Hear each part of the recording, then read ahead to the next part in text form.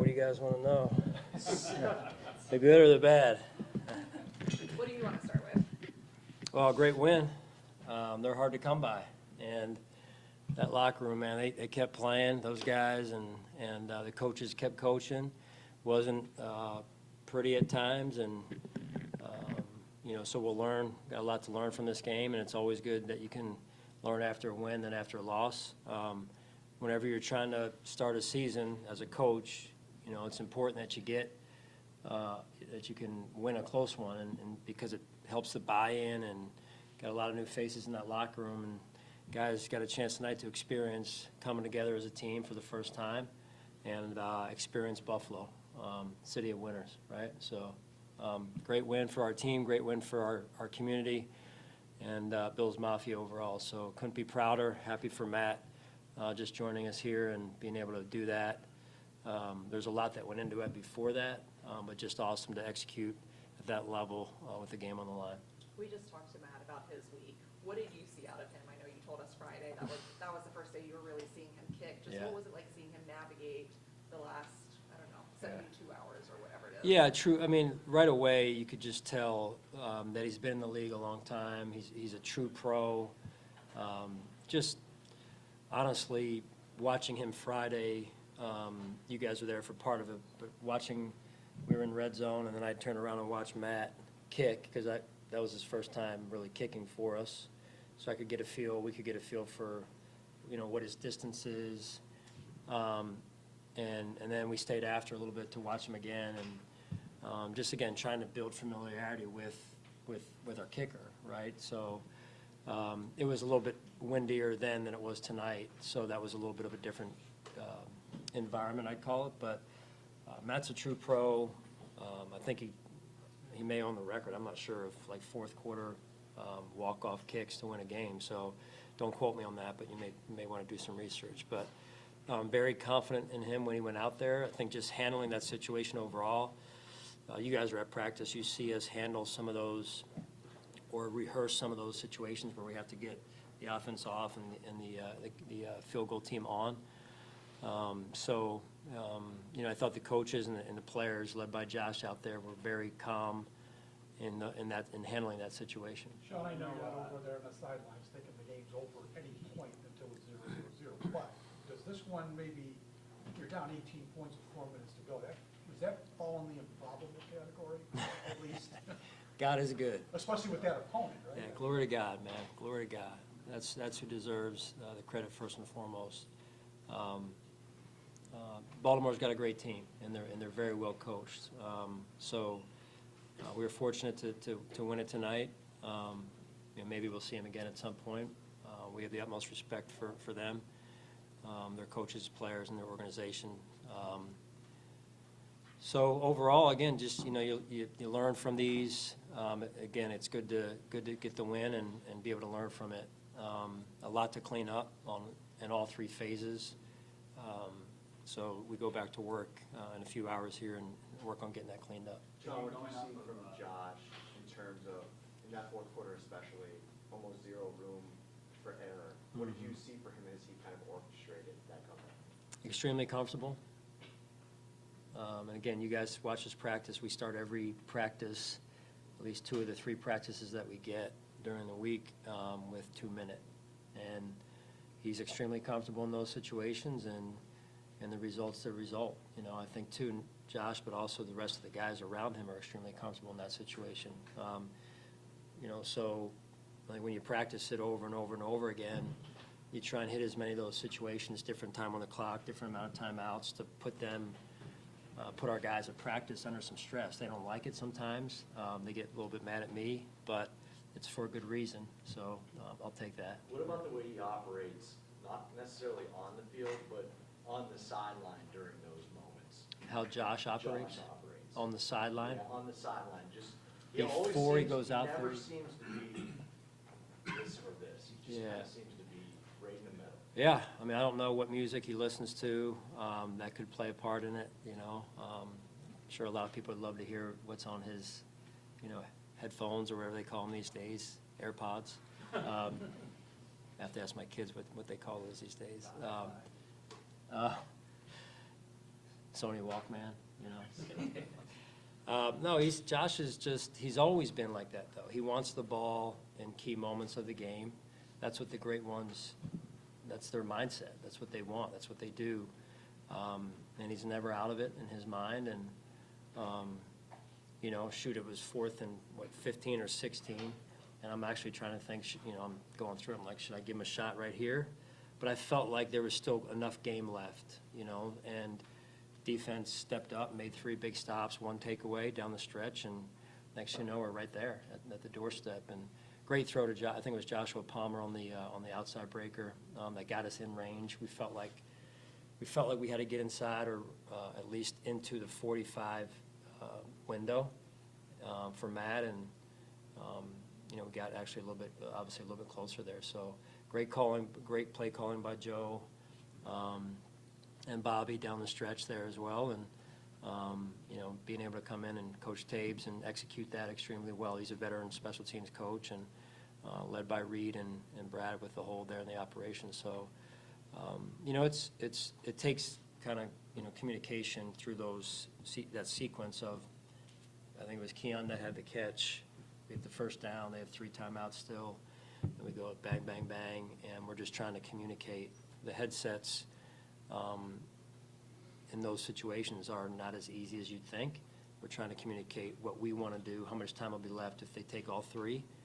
And we run it 3 times like we did, basically, and then what it's going to entail for us to actually kick it with, you know, 4 or 3 seconds left. So a lot of mental gymnastics. You know, a similar situation happened earlier in a game this week before half, actually, on a quick switch out like that. Ours was not as quick, but was for a game winner with no timeouts there, certainly. So well executed. Sean, Palmer and Coleman the first 3 quarters, maybe a little bit slower, but both of those guys stepped up in the fourth quarter and made big plays for you. What did you see from both of them?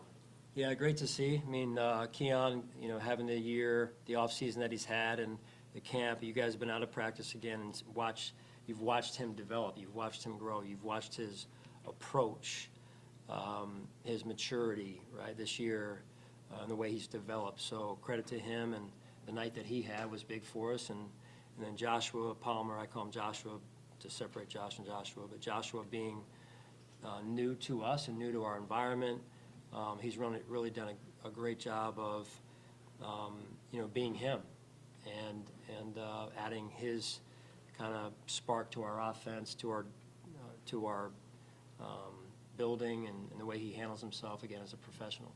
How does your view of the defense look? I mean, you won the game. That's different, but defense in general, 40 points. How do you? Yeah. Which is your Yeah, assessment? it's not. It wasn't even close to what I would expect us to be able to get to.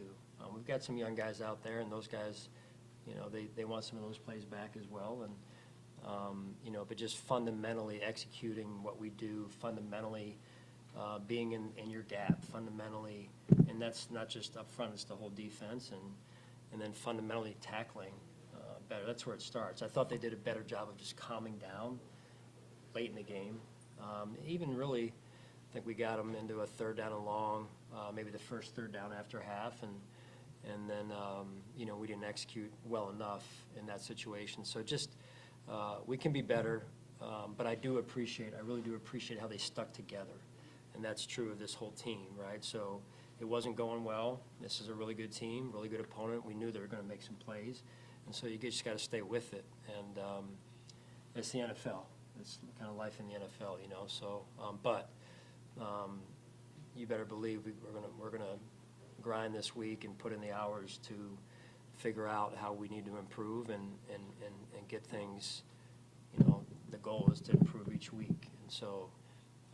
But proud of the way the guys persevered. You don't have forced fumble on your card, but what's your thought when you know you have to have it? Yeah. What do you do? Yeah, well, you punch at the ball. I mean, that's kind of 4-minute defense. Not that it was. I believe it was under 4 minutes, or maybe that one wasn't. But the drive before where we got the fumble, I think, was just outside of that. And you know you have to play them what we call tight. You know you have to be ready to challenge them. I thought Bobby's play calling down the stretch was really on point. players executed. They were in their gaps, they played with violent hands, and I believe it was Ed that punched it out. And then we were swarming to the ball, so it's playing the defense we would have loved to have played early in the game, quite honestly. So, but I appreciate the way that the defensive staff adjusted and the players adjusted as well. So if they don't do what they did, we probably don't win the game. So, you try and take the good, but also put the work in on the bad, and credit the guys. They played a complimentary fashion down the stretch. So it's good to see. Sean, you mentioned Ed right there, not just the forced fumble, but he had a sack, had tackles for loss. Just what did you make of his overall performance? Yeah, he played. He really did. He played big time and played big for us, and the sack and that play, and I mean he's had a great start to the season, but even before that, came in very focused in training camp. Again, fun to watch players develop, mature, grow, and he's been great for us day in and day out. Sean, been a lot of games played in that stadium. This is the final, season opener. Any thought of kind of like the magic surrounding it? Yeah. I mean, listen, this one will be one of those stories that are told for a long time, right? Growing up, me watching the Bills from Pennsylvania and watching that playoff game, when you hear stories of people were trying to climb the fences to get back in, and then they're saying, no, we actually opened gates, and so maybe some of that was happening tonight. You never know, but I'm sure people are going to wake up, some Buffalonians maybe, and maybe people just around the country and be like, well, wait, that happened, right? So I think people talk about it for a long time.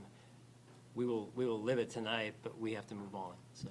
Sean, Sal asked you about it a little bit ago. You got to coach until the end, right? Yeah. You're always trying to figure something out.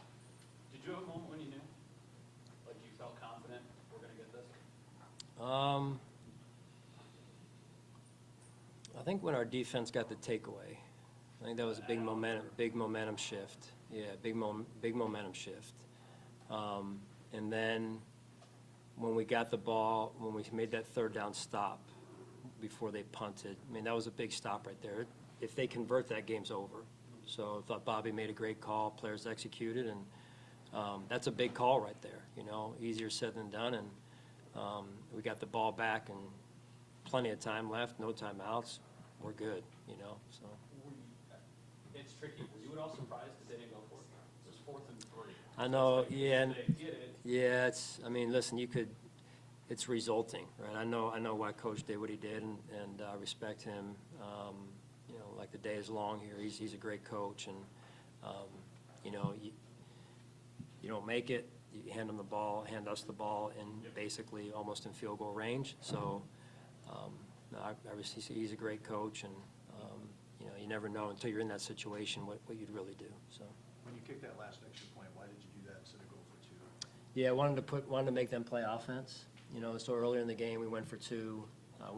Earlier in the game, when we had the penalty, we got the ball on the 1, we went for 2, didn't convert. I think we were down 15 prior to, went for 2, knowing we're going to have to go for 2 at some point. Didn't get it again, so I just felt like our offense was tired. I felt like I wanted to make them play offense. Didn't want to put the game on that next play right there, and end up working out, really. So they had to play offense, and we got the ball back. So. Sean, you say you can enjoy this now and then go tomorrow. How do you make sure you do that? How do you make sure that you guys get right back to what the next task at hand is? Yeah, I mean, this is, as you guys know, it's a week-to-week league, and this is, again, where these new players, young players, how we handle success is important, right? And the next opponent is home resting, right now. So, we're up late at night, and we got to start by getting our rest and handling wins and success the right way, and making sure that we have truth-filled conversations, that it wasn't all the way it needed to be up to our standards. So that's the journey of a season. That's the journey of trying to, move a team step by step in the right direction, and we have to embrace that growth mindset as we move forward here. Good. Thank you, guys. Coach.